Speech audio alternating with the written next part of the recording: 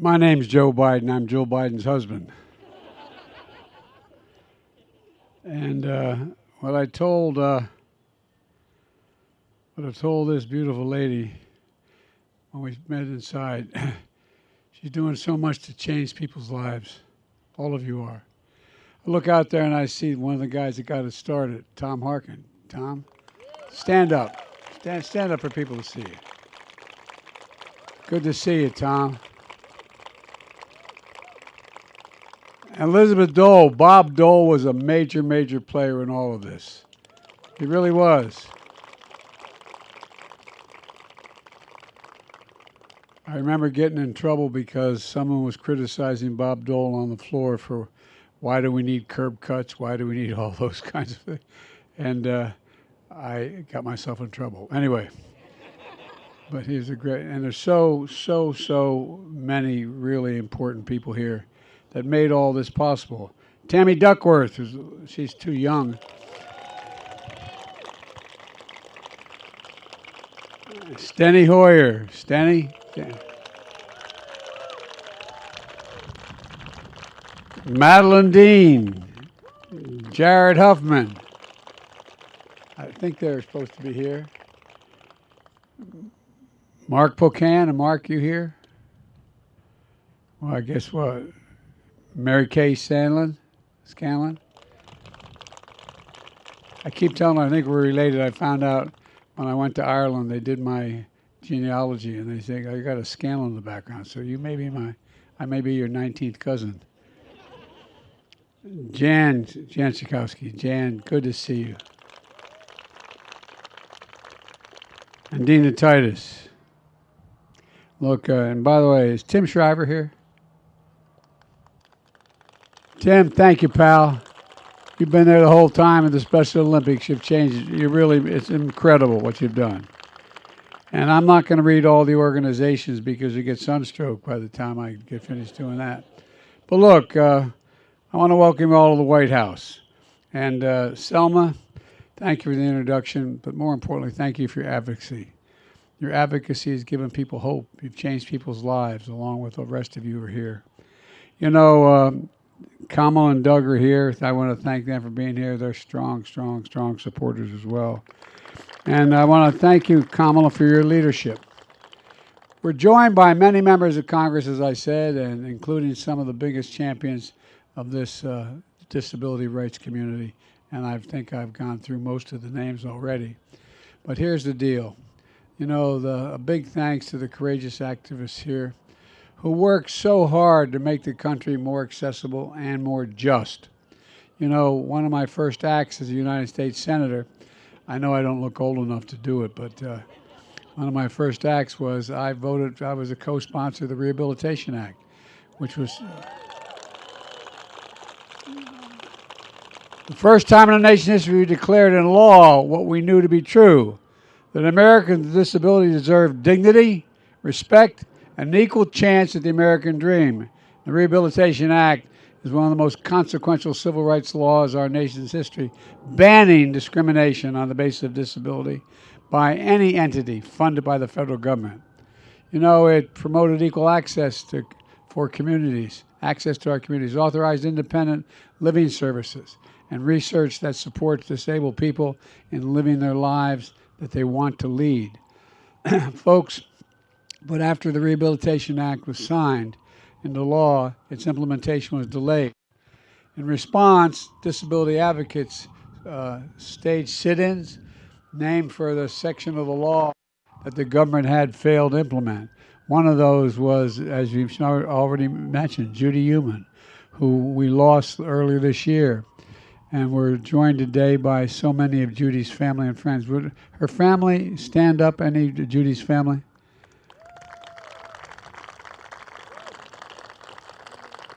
Thank you. As an infant, you all know Judy contracted polio and lost the ability to walk. At the age of 5, she was prohibited from entering kindergarten because her principal deemed her wheelchair a fire hazard. Judy turned that pain of this rejection and the many more that followed into purpose. After the Rehabilitation Act passed, she led demonstrations in San Francisco, testified in congressional hearings, demanding that the people in power actually implement the law that was passed. And after 4 years of protests, Judy and disabled activists all over the country were successful. History shows it's often not the people in power, but the power of the people that moves the nation forward. And all of you did. The Rehabilitation Act laid the groundwork for another landmark law celebrated today, the Americans with Disabilities Act. Steny Hoyer led the charge in the House, along with Major Robert Owens and Tony Coelho. I don't know, as well as Tom Harkin and Bob Dole. They led the fight in the Senate. You know, I was enormously proud to be a Senate co-sponsor. Today, 3 decades after its passage, many of us can still recall the America where a person with disability could be denied service in a restaurant or a grocery store, where an employer could refuse to hire because of the disability. And when we passed this law, we made a commitment to build an America for all Americans, for all Americans. Perhaps most importantly, we did it together. This was a bipartisan bill signed into law by Republican President George H.W. Bush 33 years ago on this spot on the south lawn of the White House. It marked progress that wasn't political but personal for millions of disabled American veterans and families. Folks, for more than 61 million Americans living with disability, these laws are a source of opportunity, meaningful inclusion, participation, respect, and as my dad would say, the most important of all, dignity, being treated with dignity. Ensuring the American dream is for all of us, not just for some of us. A bulwark against discrimination and a path to personal independence. And for our nation, these laws are a testament to our character as a people, a triumph of values over selfishness. But of course, these laws didn't bring an end to the work we need to do. Disabled Americans are still 3 times less likely to have a job. And they're often earn less for the exact work someone else is doing who's not disabled. Too often, disabled Americans are unable to vote, to get to and from work and school, to enjoy public spaces. But thanks to all of you, we're continuing to make progress. In my first few months in office, I was around to sign an executive order, proud to do it, establishing a government-wide commitment to advancing equality and equity in federal employment, including for people with disabilities. It brought together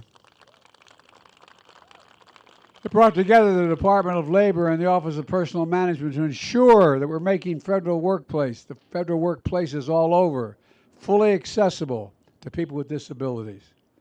So the dignity and rights of disabled Americans are lifted in every policy we pursue.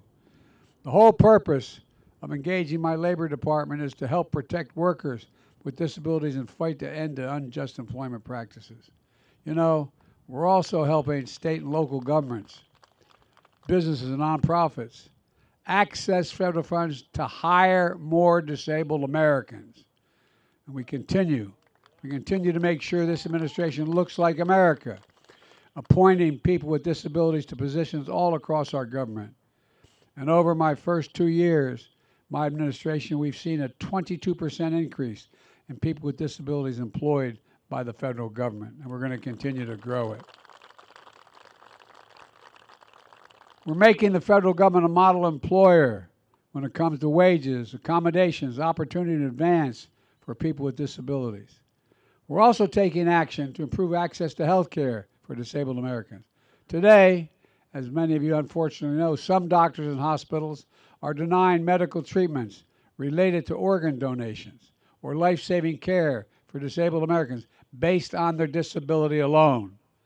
That's why the Department of Health and Human Services just proposed a rule barring these kinds of denials from medical treatment, because no American should be deprived of health care they need, period. It's simple. No American. The Department of Health and Human Services also launched the Long COVID clinical trials and created the Office of Long COVID Research and Practice for the first of its kind initiative in our history. And because of your advocacy, the National Institutes of Health just designated people with disabilities a health disparity population. Now, you all know what that means, but I'm going to try to briefly explain that to people listening, which opens up new funding for research into unmet health needs specific to disabled Americans. We also launched ARPA-H to drive breakthroughs in biomedicine to prevent, detect, and treat diseases including cancer, diabetes, Alzheimer's, and other neurological diseases like MS. The American Rescue Plan provided billions of dollars to all 50 states to expand home and community-based services under Medicaid. So, again, in my experience, friends who are disabled, my experience is it also just continues to provide the dignity they're looking for. Just dignity. More people with disabilities, including intellectual and developmental disabilities, can live independently at home. The Inflation Reduction Act capped the cost of insulin at $35 a month, and out-of-pocket prescription drug costs are going to be limited to $2,000 a year for older Americans, no matter what the disability, no matter how expensive, no matter what drugs they use, even if you're using cancer drugs that are $10,000, $12,000, $14,000, no more than $2,000 a year.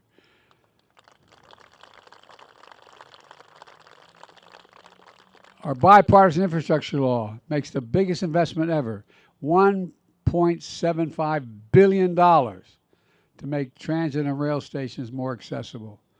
We're modernizing airports by adding wheelchair ramps, accessible restrooms, and so much more. And the Department of Transportation issued a rule that now requires all new single-aisle aircraft over a certain size to have wheelchair-accessible restrooms.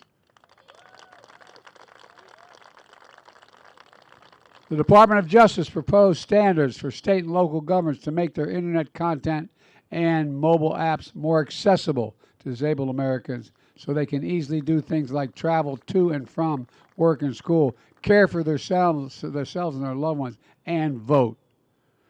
You know, look, accessibility is the cornerstone of ensuring government works for everybody. Accessibility. So let me close with this. Judy Heumann, in reflecting on her life, wrote, and I quote, "Change never happens at a pace we think it should. It happens over years of people joining together, strategizing, sharing, and pulling all the levers they possibly can."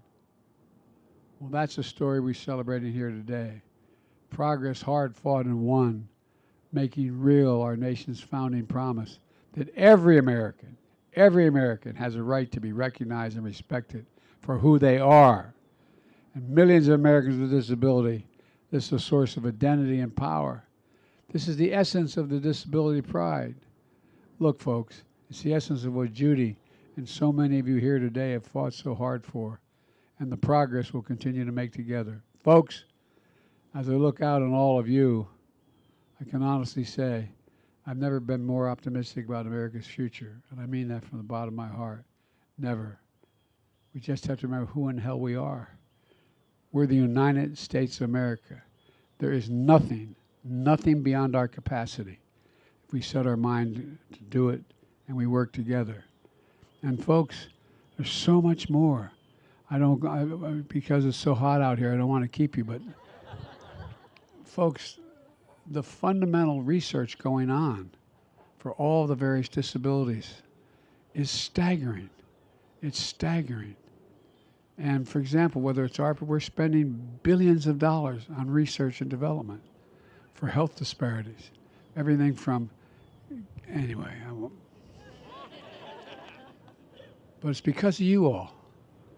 You all not only had the physical courage to deal with whatever your disability is, those of you who are in this community, but you stood up. You spoke for everybody else. You spoke not just for yourself, but for everybody. You've changed people's lives for the better. You've given people hope. You've allowed them to regain their pride, their dignity, and be able to do what they want to do as best they can. So I think this is just the beginning. I think someone's going to be standing here 20 years from now talking about how fundamentally it's changed across the board. Across the board. We can never stop. God bless you all, and may God protect our troops. Thank you. Thank you.